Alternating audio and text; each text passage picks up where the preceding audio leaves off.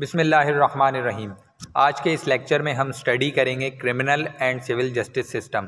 तो हम समझने की कोशिश करेंगे थ्रू आउट द वीडियो कि क्रिमिनल जस्टिस सिस्टम होता क्या है और सिविल जस्टिस सिस्टम होता क्या है और फाइनली हाउ दे वर्क, इनका पर्पस क्या होता है और इनका मतलब डिफरेंस क्या है, पॉइंट ऑफ डिफरेंस जो समझना ज़रूरी है इनिशियल स्टेज पे जूरिस्प्रूडेंस को अच्छे तरीके से समझने के लिए, क्योंकि ये वो स्टेप है जिस पर अगर हमें इनका डिफरेंस सही तरीके से समझ आ गया, क्योंकि मोस्ट ऑफ द यूनिवर्सिटीज़ में हमारे कोर्सेज़ में जूरिस्प्रूडेंस का सब्जेक्ट फर्स्ट ईयर में या सेकंड ईयर में पढ़ाया जाता है। तो इनिशियल स्टेज पे अगर हम इसे अच्छे तरीके से समझ लेंगे तो थ्रू आउट आवर डिग्री या फिर आगे फ्यूचर में हमें प्रॉब्लम नहीं होगी। तो आइए हम स्टार्ट करते हैं।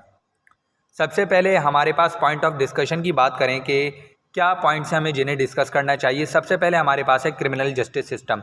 क्रिमिनल जस्टिस सिस्टम को समझने के लिए इतना काफ़ी है कि बेसिकली सबसे पहले हमें जहन में ये रखना है कि अगर क्रिमिनल जस्टिस सिस्टम या सिविल जस्टिस सिस्टम की बात होगी तो दोनों में हमारे पास जस्टिस सिस्टम वर्क तब करेगा जब कोई किसी भी पॉइंट पर हमारे पास कानून मौजूद होगा, जब किसी भी मुद्दे पर हमारे पास लेजिस्लेशन हुई होगी, उससे रिलेटेड हमारे पास लॉ मौजूद होगा।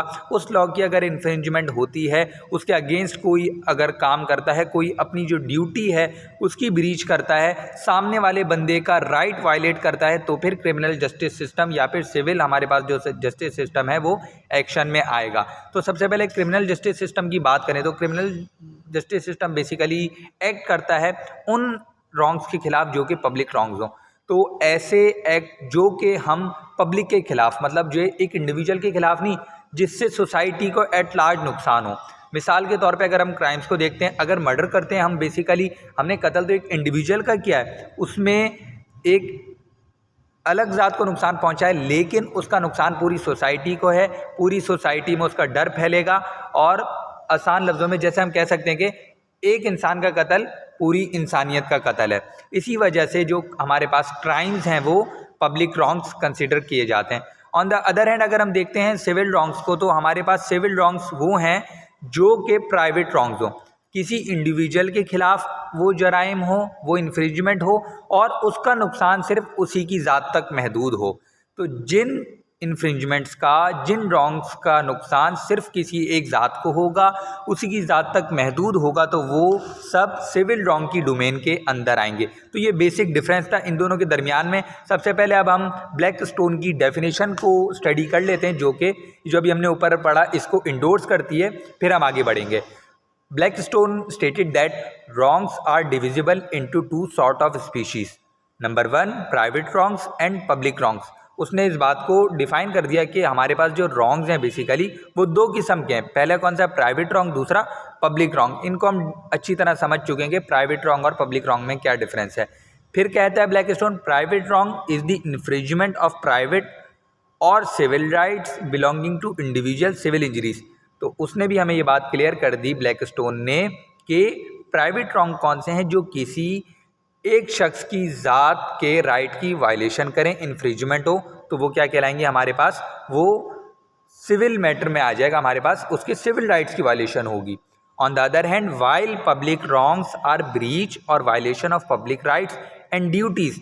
तो पब्लिक रॉन्ग्स कौन से कहलाएंगे, जिसमें हम पब्लिक एट लार्ज की, पब्लिक राइट्स की वायलेशन करेंगे या फिर ब्रीच करेंगे, तो वो क्राइम कहलाएगा।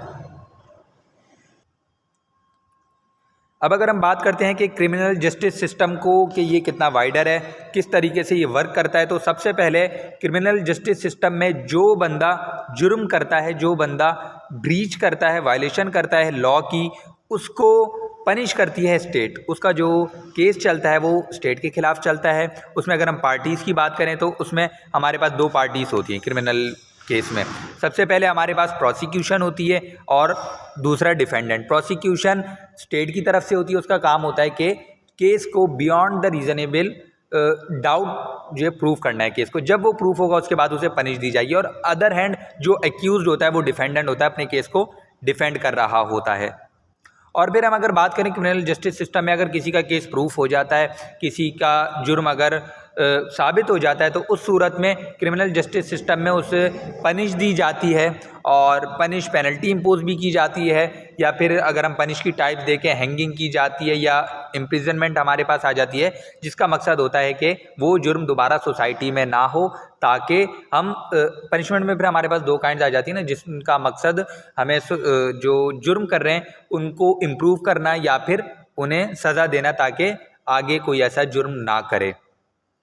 और फिर हम अगर बात करें कि इसमें प्रोसिक्यूट क्या करता है, हमने जैसा भी डिस्कस करा, जो प्रोसिक्यूशन है क्रिमिनल जस्टिस सिस्टम में वो गवर्नमेंट की तरफ से प्रोसिक्यूशन होती है।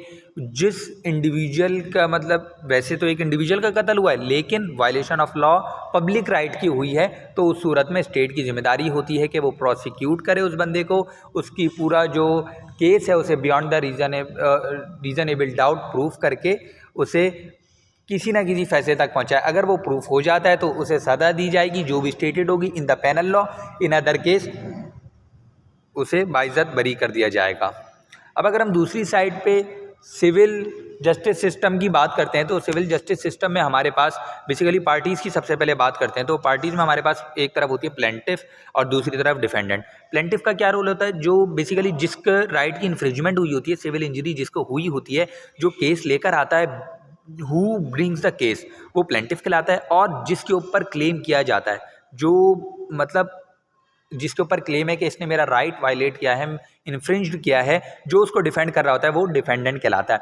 और अगर इसमें केस प्रूफ हो जाए, सामने वाला जो मतलब प्लेंटिफ है वो ये साबित करने में कामयाब हो जाए कि इस बंदे ने मेरे राइट की इन्फ्रिंजमेंट की है and he is responsible for it, तो उस सूरत में डैमेजेस दिए जाते हैं, पेनल्टी भी इम्पोज की जाती है या इंजंक्शन दी जाती है या स्पेसिफिक परफॉर्मेंस, या फिर जो हमारे पास रेट्स मौजूद हैं वो इंट्रोड्यूस करवाई जाती हैं कि किसी बंदे ने अगर कोई जो उसे ड्यूटी थी वो परफॉर्म नहीं की, उसको परफॉर्म करने के लिए कहा जाता है। इसमें हमारे पास इसमें सिविल जो हमारे पास इंजरीज़ में जो रेमेडीज़ प्रोवाइड की जाती है उसमें बेसिकली पहले पे हमारे पास है प्राइमरी रेमेडी, फिर दूसरे पे सेकेंडरी रेमेडी। तो प्राइमरी ये है कि अगर मेरा राइट है कोई भी, वो वायलेट होता है, मिसाल के तौर पे मेरा राइट था कि मेरी चीज़ को कोई टच ना करे, मतलब मैंने किसी से कांटेक्ट किया, उसकी जिम्मेदारी थी कि वो मेरे साथ कांटेक्ट पूरा करे, लेकिन उसने अगर कांटेक्ट को वायलेट कर दिया, मेरा प्राइमरी राइट वायलेट हो चुका है। अब इसको कंपनसेट नहीं किया जा सकता। इसको कंपनसेट कैसे करेंगे, सेकेंडरी राइट क्या है कि मैं अब अगर मेरे जो कॉन्ट्रैक्ट है उसकी वायलेशन हो गई है, ब्रीच हो गई है, तो अब जो मुझे नुकसान हुआ उसकी भरपाई के लिए मैं जाऊंगा, अपना सेकेंडरी राइट है मेरा उस कॉन्ट्रैक्ट को एप्लीकेबल करवाने के लिए, उसको कंपनसेट करवाने के लिए, तो उस सेकेंडरी राइट से मैं कंपनसेशन हासिल कर सकता हूं सामने वाली पार्टी से। बाकी जो मकसद है सिविल जस्टिस सिस्टम का, उसमें सामने वाली पार्टी को पनिश किया जाए जिसने मतलब जो ब्रीच की है कॉन्ट्रैक्ट की या किसी भी चीज़ की कोई इन्फ्रिंजमेंट की है, तो उसे पनिश किया जाए ताकि वो किसी और को नुकसान ना पहुंचाए। और बाकी अगर हम उधर क्रिमिनल जस्टिस सिस्टम की तरफ देखते हैं तो उसमें पनिशेस दी जाती हैं, हैवी ड्यूटीज़ भी इम्पोज की जाती हैं ताकि सोसाइटी एट लार्ज का इंटरेस्ट सेव कर सकें। बहुत सी सर्कमस्टेंसेस में ऐसा भी होता है कि सिविल नेचर का केस और क्रिमिनल नेचर का केस इंटरलिंक्ड होते हैं। कोई ऐसे भी मामलात आते हैं जिनमें बोथ नेचर इन्वॉल्व हो रही होती है, तो उसमें जैसे अगर हम देखें एजॉल्ट की एग्जांपल देते हैं, किसी बंदे को एजॉल्ट करने की कोशिश की गई, तो उस सूरत में अगर किसी बंदे को नुकसान हुआ तो उसकी मर्ज़ी है, वो चाहे तो क्रिमिनल में ले जा सकता है कि मुझे अगर जो नुकसान हुआ है उसकी से सज़ा दी जाए, मिसाल के तौर पे इम्प्रिजनमेंट है तो वो दी जाए, या फिर उसके ऊपर है कि वो उसके ऊपर फ़ाइन इम्पोज करवाए। सिविल जस्टिस सिस्टम में भी जा सकता है कि भाई मुझे जो नुकसान मतलब मेरे जिस्म को जो चोटें लगी हैं उसके मुझे जो मेरे बिल्स बने मेडिकल के वो मुझे दिलवाए जाएँ, ये उसके ऊपर डिपेंड करता है। और कुछ केसेस में जैसे भी हमने क्रिमिनल जस्टिस सिस्टम में पढ़ा कि जो पार्टी होती है एक वो स्टेट होती है, तो लाजमी नहीं है कि अगर स्टेट एक तरफ पार्टी होगी तो वो क्रिमिनल का ही केस होगा। जैसे for the sake of example हम समझते हैं कुछ मौक़ों पर ऐसे भी होता है कि एक पार्टी स्टेट होती है लेकिन वो क्रिमिनल नेचर के केस ना हो। जैसे for the sake of example अगर कोई कॉन्ट्रैक्ट मैंने स्टेट से किया है और मैं उसकी ब्रीच करता हूँ तो स्टेट सिविल केस में उसकी कंपनसेशन मुझसे करवा सकती है, लेकिन इसका मतलब ये नहीं है कि अगर स्टेट सामने पार्टी है तो वो मेरे खिलाफ क्रिमिनल कोर्ट में जाएगी। अगर मैं कोई ब्रीच करता हूँ, मैंने जो ब्रीच की है वो सिविल इंजरी है, तो उस सूरत में भी तो जो स्टेट है वो मेरे खिलाफ सिविल मैटर का केस इंस्टीट्यूट करवा सकती है। बाकी दूसरी चीज़ अगर हम यहाँ पे बात करें कि हमारे जहन में एक सवाल आता है कि बहुत से ऐसे हमारे पास केसेस होते हैं, ब्रीचेज होती हैं सिविल नेचर में भी, जो कि कुछ क्राइम से भी ज़्यादा नुकसान पहुंचा सकती हैं। तो उस सूरत में क्या हमारा जो मैटर है वो क्राइम की तरफ जा सकता है? तो ऐसा बिल्कुल भी नहीं है। अगर मिसाल के तौर पे मैंने किसी का साथ कोई कॉन्ट्रैक्ट वायलेट करा है, मेरा किसी बड़ी कंपनी के साथ था, मैंने उसकी वायलेशन करी है, तो उस सूरत में हो सकता है करोड़ों रुपए का नुकसान हो जाए, तो उस सूरत में मैं कंपनसेशन करूँगा, केस सिविल नेचर में ही चलेगा। लेकिन अगर ऑन द अदर हैंड हम देखते हैं, क्राइम से ज़रूरी नहीं कि ज़्यादा ही नुकसान हो। मिसाल के तौर पर अगर मैंने किसी के 2000 रुपये चोरी किए तो उससे उसे इतना नुकसान नहीं हुआ, लेकिन मैंने चोरी की है, मेरा केस क्रिमिनल जस्टिस सिस्टम में ही चलेगा।